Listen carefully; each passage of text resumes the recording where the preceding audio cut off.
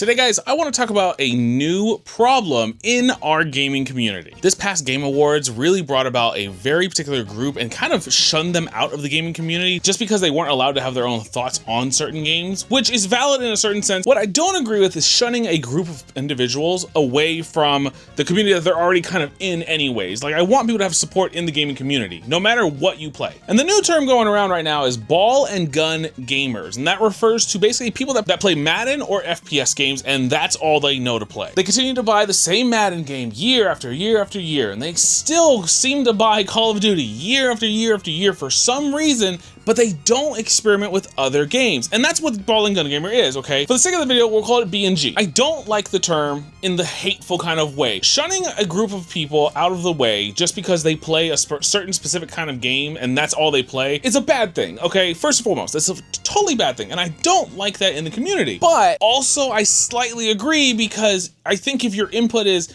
this game doesn't deserve to be game of the year because I find it boring, but I'll never play it, I think that argument is really invalid and just as a reviewer invalidates your entire opinion. I'll never tell you guys that a game is trash if I have never tried it. And I don't think you guys should either. I think it's something that you should really take personally as far as like how somebody reviews something. If I go around and I say League of Legends is the worst game I've ever played in my life, I have 14 years of League of Legends under my belt. I have played that game for eons. I don't play it anymore, but I did play forever. The game's not bad, it's just there's a whole slew of things. Maybe I'll review League of Legends at one point. Has anyone actually reviewed League of Legends? I have no idea. But essentially what it did is it took that term casual gamer, which is a term that we are regularly using, people that play Farmville back then, or like stayed in a certain bubble of games and that's all they play. Now to be a casual gamer is okay, but to be a BNG gamer, completely invalid. And I've taken this time, this video is pretty late to come out, I'll be honest with you guys, because I've taken the time to actually take a lot of the information that I've gathered and kind of figure out why is there so much hate towards these kind of gamers? It doesn't make sense to me. Now, what really established this entire thing? Expedition 33 won Game of the Year in 2025. And the Game Award goes to Flare Obscure, Expedition 33.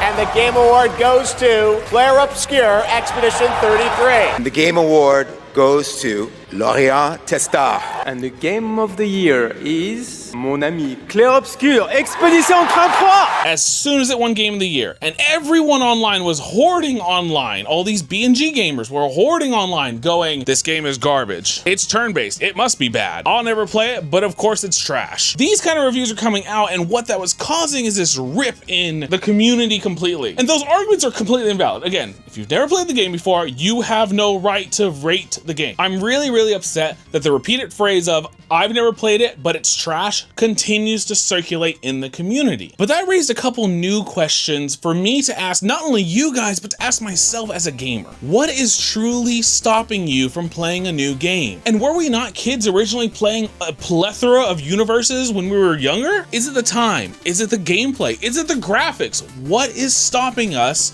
from exploring all these beautiful universes so many developers have put time and effort into for us gamers? Rounding to the kid stuff. Was I the only kid who had Mystical Ninja Star and Goemon for the N64 and was playing through that? An incredibly awesome Japanese game. Was I the only kid playing Evolution Worlds on GameCube? Did no one else at my local Blockbuster rent Gauntlet Dark Legacy off the shelf every single week? Blockbuster, now that dates me. What are the answers to these questions? To touch base on time, I don't actually think time is the issue. If you're clocking 80 plus hours into Call of Duty Warzone, Battlefield 6, if you're clocking all these high number of hours that you can play a different game, time's not the issue. You just don't want to, I guess, put the time into that game, then time is irrelevant because you're clocking these extraordinarily high hours into Madden and 2K and all these other FPS games. Time's irrelevant. You have the time to play them. Right? Graphically, games on modern platforms, and I said it last video, if it's on modern platforms, it should look better. Graphics have only improved over years and years and years of development. If you look at Grand Theft Auto 1 versus Grand Theft Auto 5, the graphics is like night and day, but it should be that way graphically, right? And gameplay. Okay, follow along here for a second. Madden.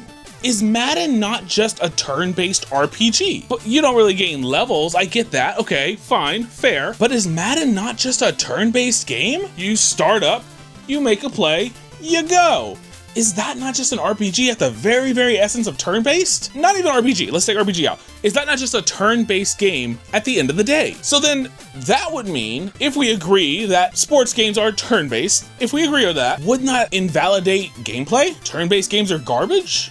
Wouldn't that just invalidate all that? Now, arguably, multiplayer games is what kind of keeps us as gamers connected in a world where we're disconnected by either distance, where we're disconnected by time, where we're disconnected by other factors that maybe I'm not including. And it keeps us together. Arc Raiders, one of the best multiplayer games of 2025 and still currently being played and topping charts right now, is a game that's multiplayer based and it's keeping friends together. Arguably, single player games don't have that same reference. Completely valid, that argument, completely valid. I get it. I do get it. What about all these other universe multiplayer games? Overcooked, one of my favorite multiplayer games to play. It's so much fun. It's chaotic. It's awesome. No Man's Sky. Universe is inside of its own universe, to be honest. Arguably, it is also an FPS, by the way, so do with that what you will. And Monster Hunter. Big swords, fighting giant monsters. Like, what's not to love, right?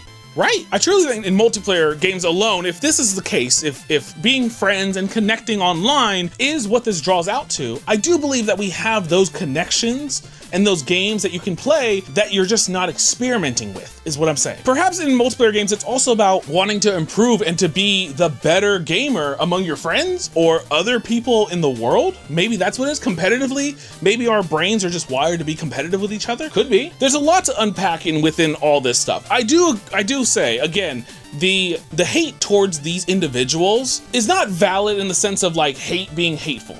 I would say it's valid in the sense of their argument of a game is bad just because they don't want to play it. I think that's invalid. I really, really do. Obviously, if you're saying that you hate something and you have never played it, you're either a bandwagoner or naive to the possibilities you could have in those universes. As we travel around the country going show to show, I do find that I have to interact with a lot of people, obviously. Every single guest that comes by, because we tend to carry the more uncommon or rarer stuff, or even the stuff you've probably never heard of before, I always give recommendations of people who like certain games. And it's typically towards kids, because I think kids are stuck in certain ways. Fortnite, Roblox, Minecraft, and like that's like the 3 games, right? Call of Duty maybe is up there too, or some kind of sports game. And I always want to introduce people to more games, to more things to like in life. Oh, you like Mario? Here's Super Lucky's Tale. You like Pokemon?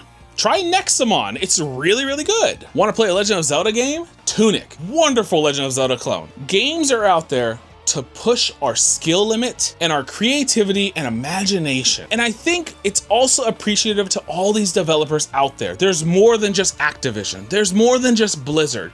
There's these people out there, these small indie developed teams that make these games that are grand scale and huge and amazing and beautiful. And I see a community of people that's stuck in this side of gaming that's so small, that's so tiny, that they could explore so much more stuff. Did you know there are over 13,000 Switch titles that exist today? That's just on Switch, by the way. Let's cut it in half, just 50% straight through, as far as like 50% are just garbage games, okay?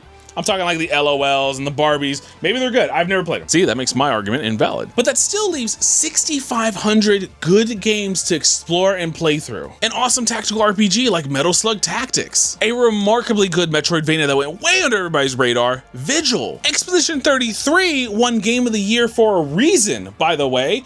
Astrobot is out there. Undertale, Celeste, Hollow Knight, even Silksong. So many universes that push the limits of imaginative creativeness as developers. And I wish more people would understand and kind of like adapt to those things and stop being stuck in like, it's turn-based, therefore it's bad. Stop being stuck in those ways. But what do you guys think? If you're a BNG gamer, just comment that you are. It's fine.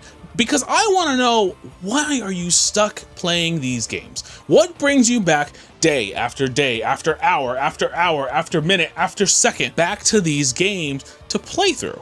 I'm genuinely curious. And I don't want the comments to be filled with like just hate towards people. I really don't. The argument of, I've never played it, therefore it's bad, that's an argument that's just invalid. Let's just agree now that argument is invalid. But I want to know, what is stopping you as a gamer from playing these beautiful games and these amazing stories? I've played bad games, trust me, I have. And I've been burnt by games that come out. Evolve was a game I was burnt by.